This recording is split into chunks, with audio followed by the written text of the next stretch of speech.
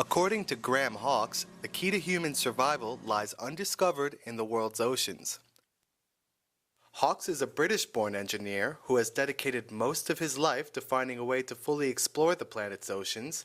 In the late 1990s, Hawkes started a company that has engineered and built 5 generations of machines that he says can fly underwater. Woo! Coming up, nose up, coming up, sunlight coming in. Yeah. Jeez! Wow. There's an engineering principle. You can treat water as air. They're both fluids, they're just different densities.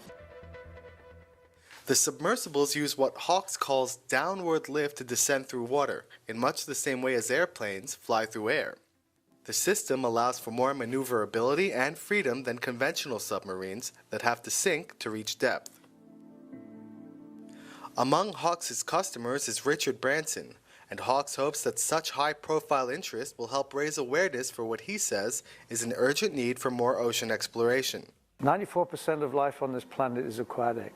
I think the next generation is going to lose interest in space because it's nothing. And they're going to discover they live on an ocean planet, and the space, the food, the materials, the resources, the energy that we're going to need for the future is here, right here. They cover more than 70% of the Earth's surface, but only 5% of the world's oceans have been explored. A multinational global census that aims to learn more about the oceans is due to be made public later this year. But Hawkes says its findings will only scratch the surface.